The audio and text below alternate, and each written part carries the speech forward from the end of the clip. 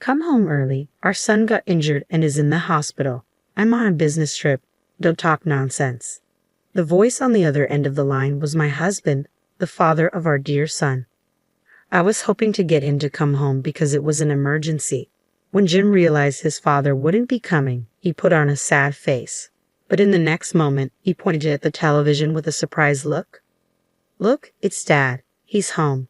Turning to the television, I couldn't believe what I was seeing. My name is Donna, 32 years old, living an ordinary life with my husband and son.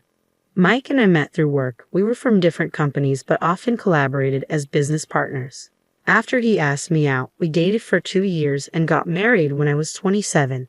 Shortly after, I got pregnant, took maternity leave, and gave birth to our son Jim. I returned to work last year when Jim started daycare. Since Jim was born, the time Mike and I spent as a couple has drastically decreased, and that's been a concern for me lately. We used to go on a lot of dates. It's a bit lonely, but I guess it's a happy problem to have. After all, our child is the most precious thing in our lives. We are more than blessed and happy. One day, while we were having dinner, Mike started a conversation. Oh, that's right, Donna. I have a business trip this weekend. A business trip? On a 3-day weekend? Yeah, it's unfortunate, but the client can't meet any other day. I see. Working on long weekends, you must have it hard. Yeah, I wanted to relax at home, but it's work, so I can't help it. Upon hearing our conversation, Jim, who had been listening intently, exclaimed, with a troubled expression and began to appeal to Mike. Daddy, you have to work on your day off? Sorry, Jim, Daddy really has to go this time. No. You promised we'd go to the museum on our next day off. We can visit the museum next time, Jim. I'll definitely take you next time. Dad, you said that last time too, and we didn't go to the amusement park. Challenged by his son, Mike gave a troubled laugh. As a mother, I tried to calm Jim and reason with him. Jim, you see, your dad is working hard for you, okay? For me? Yes, that's right. He needs to work even on his days off. Just this once, so we can go on fun trips with you. So we can go on a trip next time. Of course, next time we'll definitely make him take us to the amusement park and the museum. Yeah, Dad, you promise? Seeing Jim happily stick out his tiny pinky to make a pinky promise brought a smile to my face. I didn't want to ruin the mood, but there were many other things about Mike's recent behavior that bothered me. First of all, the number of times he worked overtime has drastically increased. He used to finish work on time and come straight back home to spend time with us, yet recently he's only been coming home one time a few days a week. Today he happened to come home early, so we were able to have dinner together as a family. With Mike being home less, the majority of Jim's care has fallen onto my shoulders. I love Jim, and I don't mind taking care of him or doing household chores, but to be honest, there are times when I want to rant a bit. I don't want to doubt him, but is he really working overtime? Such unpleasant thoughts made my chest feel tight. To clear up my worries, I decided to talk to Mike after Jim had fallen asleep. He was watching TV with a beer in hand. I casually started the conversation. Hey Mike, there's something I want to ask. At my call, Mike turned to me and said, What's up? It might be terrible to doubt my own husband, but nervously, I asked, You've been working a lot of overtime lately. Is work really getting that busy? Well, yeah, I've been given more responsibilities, I see, but you've also been going on more business trips, even on weekends and holidays. There are client schedules to consider, right? What's up, Donna? You usually don't ask about this kind of stuff. Well, we've been spending less time as a family recently, so I was wondering if you could reduce your overtime. At that, my husband sighed, and his tone clearly showed his annoyance. Donna, didn't you just say it yourself that I'm working hard for Jim's sake? Huh? I thought you understood, Donna. I'm doing my best for the family, so why are you being so selfish? Selfish? I didn't mean to be. Anyway, please don't interfere with my work. I'm not doing this because I want to. I understand. I'm sorry. After this conversation, our relationship as a couple took a turn for the worse. In front of Jim, we pretended to be parents who got along well, but when we were alone, our conversations dwindled to a minimum. 2 weeks later, it was the first day of the 3-day weekend, and as planned, my husband left for his business trip. Since our conversation, he had been cold to me, but he acted differently that day. As he put on his shoes at the entrance, he looked apologetic and said, "I'm sorry, Donna. I know it's a holiday. It can't be helped. It's work." "Yeah, but it feels wrong to leave Jim with you. When I get back, I'll help out." "Don't worry about Jim. Thank you." "All right. Well, I'm heading out now." "Okay. Have a safe trip." As my husband left the house with a wide smile, I couldn't shake the feeling that something was amiss. I forced myself to smile back, playing the role of a good wife. The next day, Jim said, "I want to go somewhere," so we headed to a nearby shopping mall. We did some shopping and decided to have lunch. Just after leaving the restaurant and heading to the parking lot, a group of elementary school students on bikes crashed into me and Jim at full speed. We both ended up falling to the ground. I twisted my ankle, but my son Jim was having trouble getting up. "Jim, are you okay?" I rushed over and called out to him. Jim started crying out loud, "Mommy, it hurts." "Where does it hurt? Can you stand?" "My foot hurts. I can't stand up." "Oh no, it's swelling up terribly."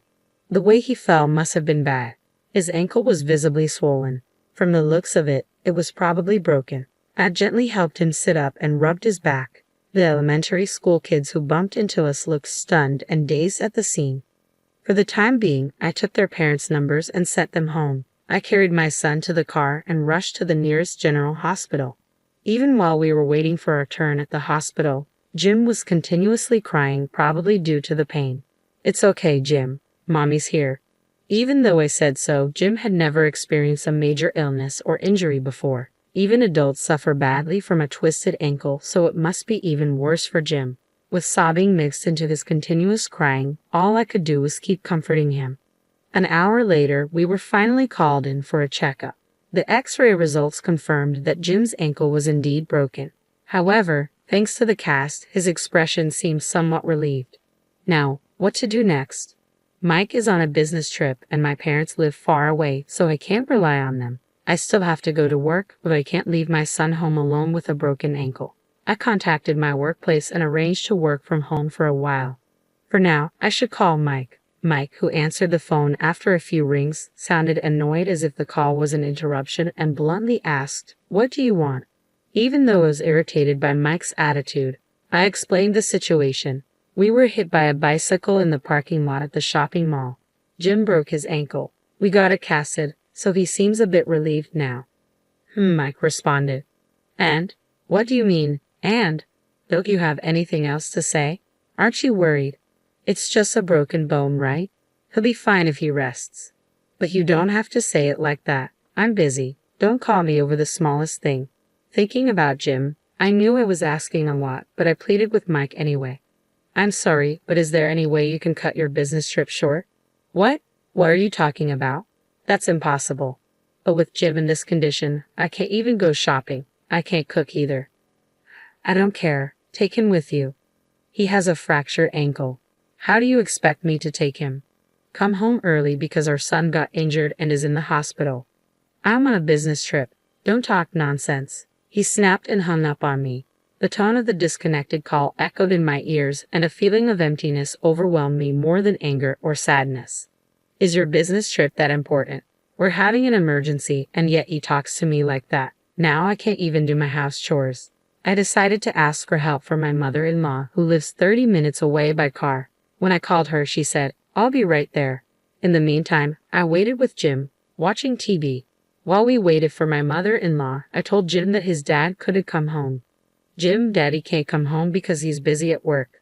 "I want to see Daddy," Jim said. "Does Daddy really have to work? Remember what I told you before, Daddy is working hard for us." Suddenly, Jim cut me off, pointed at the TV screen, and said, "Mom, Daddy's not at work." "What? What are you talking about?" "Look, Daddy's right there." "What are you saying, Jim?" "Look, Mom, it's Daddy." Jim's face suddenly lit up with joy. Looking where Jim was pointing, I saw it too. On the screen was undoubtedly Mike, but he wasn't alone. Next to him was a young woman, and they were being interviewed at a tourist spot on live television. This can't be happening. Why is Mike there? Didn't he leave for his business trip just yesterday? My supposedly away for business husband was on the screen, smiling with a woman, arm in arm, looking just like a couple. At that moment, An indescribable emotion began to bubble up within me. This is cheating. Once I was certain, I quickly hit the record button, capturing evidence of Mike's infidelity. Not wanting Jim to see any more of this, I quickly changed the channel. Soon enough, my mother-in-law arrived. While Jim took his nap, I decided to tell her about Mike's infidelity. Mother-in-law, I have something to tell you. I stared into my mother-in-law's eyes and quietly told her, Donna, what's wrong? You seem so serious. Can you take a look at this? I played the recording from earlier. There it was, irrefutable proof of infidelity. When the interviewer asked Mike if he was on vacation, he responded gleefully, Yeah, I finally got some time off. That's great. Are you here with your wife today? No, she's still my girlfriend. Haha, I hope to marry her someday. Very sweet. Enjoy your trip. Thank you. I stopped the footage as soon as Mike's interview ended. Witnessing her son's infidelity, my mother-in-law covered her mouth with both hands, lost for words. While I was wondering where to start, my mother-in-law bowed her head deeply. Donna, I'm so sorry. My stupid son. Mother-in-law, I'm thinking about divorce. Yes, of course, I understand. I won't stop you. What that fool did is unforgivable. I'm sorry. Don't apologize. Please, for Jim's sake, you should seriously consider divorce. To confirm the truth about Mike's infidelity, I called his workplace. A staff member who was working over the weekend confirmed that Mike did not have any business trips scheduled. On the contrary, it was revealed that he had taken numerous paid leave days in the past few months. When I checked my calendar, the dates he had taken off were the same days he told me he was staying overnight at his office because of work. He was probably spending all those leaves going on all-day dates with his mistress. As more and more of Mike's misdeeds came to light, a simmering rage began to rise within me. To tell such an easily discoverable lie and to even go on a trip with his mistress, how much more does he need to make a fool out of me? Once my anger subsided, I quickly decided to come up with a plan to get back at Mike. Even my mother-in-law approved of me filing for divorce, so I'm not holding back. A few days later, before Mike got home, I invited my mother-in-law over to our place and had her wait for him in the room next to our living room. I couldn't let Jim witness this mess, so I left him with his grandfather at my in-laws' place. Unaware of anything, Mike returned home and appeared before me with a big smile on his face. I'm home. I got you guys some souvenirs. Mike held out a box of sweets, but there was no way I would be deceived by such a thing. I slapped away the box of sweets he had offered and coldly said, Did you enjoy your trip with your mistress? Ha! It's impressive, isn't it? Buying souvenirs for your family from the place you went with your mistress. When did you get so bold? Hey, Donna, what are you talking about? A trip with my mistress? Don't play dumb. I don't know. I have no idea what you're talking about, was all he repeatedly said. Suddenly, my mother-in-law appeared from the room next door, unable to bear it any longer. Even before I gave her the cue to come out, she briskly approached Mike and slapped him across the face. To the stunned Mike, she spat out angrily, What do you mean, business trip, you fool? What? Mom, what's going on? I just went on a business trip. Huh, can you still say that after seeing this? My mother-in-law slowly grabbed the TV remote and played the clip from Mike and his lover's interview. Seeing this, Mike's face turned ashen. His mouth opened and closed with no words coming out. The souvenir Mike had brought back was right from the shop that appeared in the clip. There was no more room for excuses. Perhaps realizing that he couldn't lie any further, Mike bowed deeply in apology right on the spot. His eyes were filled with tears as he began to apologize to me. I'm sorry, Donna. I thought it was just a fling. I'm not serious about her. So what? I'm supposed to let this slide because it was just a fling? Oh, that's not. But believe me, you are the one I love, Donna. Even after being confronted with all the evidence, he was still trying to deceive me with his shallow words like, I love you. I was thoroughly disgusted by him. I slammed the divorce papers in front of him. I love you. Quit messing with me. Do I still look like a fool to you? Our son got injured and you still lied to go on a trip with your mistress. Unforgivable. You make me sick to my stomach. Donna, please just calm down. Shut up. I have no trust in you anymore. I can't continue living with a deadbeat like you. You are nothing but a waste of my time and energy. Sign those papers right now and get out of our lives, you jerk. Finally realizing the gravity of the situation, Mike burst into tears. He repeatedly apologized, but I ignored him. In the end, under pressure from his mother, Mike reluctantly signed the divorce papers. Subsequently, we divorced. Of course, I gained custody of our son Jim. I claimed compensation from Mike and his mistress and returned to my parents' home. Mike was disowned by his parents, and from what I've heard, he was never allowed to set foot in his parents' home again. Since Mike initiated the affair, when his mistress was asked to pay compensation, she exploded in anger and exposed the relationship to everyone at their workplace.